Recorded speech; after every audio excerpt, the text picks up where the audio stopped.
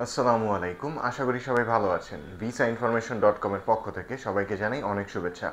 বর্তমান সময়ে যারা কানাডার জন্য অ্যাপ্লাই করতে চান তারা কিন্তু এই জিনিসটা সম্পর্কে অবগত আছেন যে কানাডার ভিসার রেশিওটা এখন চমৎকার আছে এবং ভিসা অ্যাপ্রুভালের হারটা আগের সময়কার তুলনায় অনেক অনেক বেশি।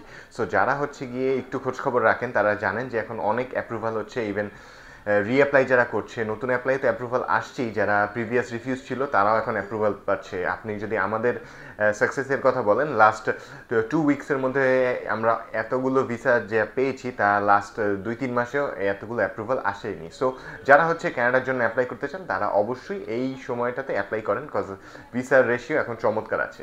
এখন ব্যাপার একটা জিনিস আপনারা জানতে চান, সেটা যে কানাডার ভিসা আসলে কতদিনের জন্য দেয়।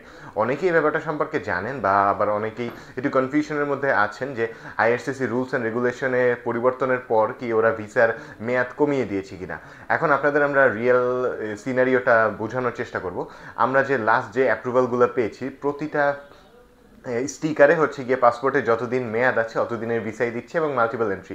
একটাতেও ওরকম কোনো কম ডিউরেশনের কোনো ভিসা দেয়নি। ওদের ওয়েবসাইটে ওরা বলে যে ওরা চাইলে এখন গিয়ে ডিফারেন্ট ডিউরেশনের ভিসা দিতে পারে, বাট ওই জিনিসটা কিন্তু এখনও ওরা অ্যাপ্লিকেবল করছে না, খুব মানে আমরা এখন পর্যন্ত দেখিনি। সো আপনারা কিন্তু এখনও ওই জিনিসটাই মাথায় রাখবেন, কানাডা গিয়ে কিন্তু 10 ইয়ারের মাল্টিপল ভিসাটাই দিচ্ছে, অর্থাৎ আপনার পাসপোর্টে যতদিন ভ্যালিডিটি থাকবে ওরা ওই কয়দিনের ভিসাটা দিয়ে দিচ্ছে।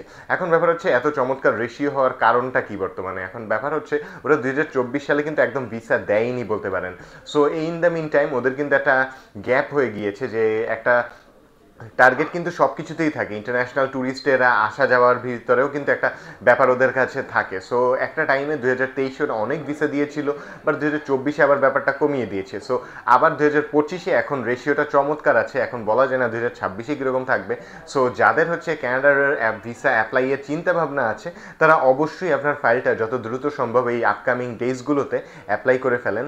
সো বর্তমান সময়ে যেহেতু রেশিও চমৎকার আছে, আপনারা অবশ্যই সঠিক ওয়েতে প্রসেস করবেন এবং আপনার ডকুমেন্টগুলো অথেন্টিক দেওয়ার চেষ্টা করবেন, কজ ফেক ডকুমেন্টসে কিন্তু আপনি ভিসা যতই রেশিও ভালো থাকুক আপনি কিন্তু ভিসা পাবেন না। সো আপনি নিজে প্রসেস করুন বা যার মাধ্যমেই প্রসেস করান, আপনি একটু ব্যাপারটা খেয়াল রাখবেন যেন আপনার ফাইলটা সঠিক ওয়েতে প্রসেস হয় এবং ওরা যে রিকোয়ারমেন্টটা দিচ্ছে সেই রিকোয়ারমেন্ট অনুযায়ী আপনি আপনার ফাইলগুলো সাবমিট করেন। এবং যেহেতু কানাডার ফাইল সাবমিশনের একটু লিমিটেশন আছে, আপনি অবশ্যই আপনার ইম্পর্টেন্ট ডকুমেন্টসগুলো দেওয়ার চেষ্টা করবেন।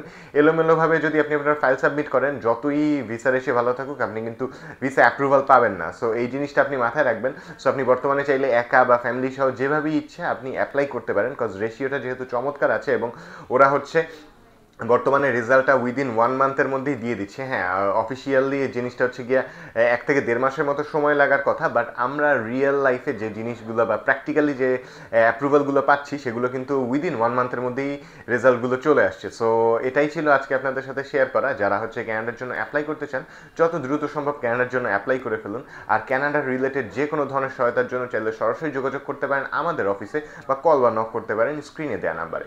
সবাইকে অনেক ধন্যবাদ।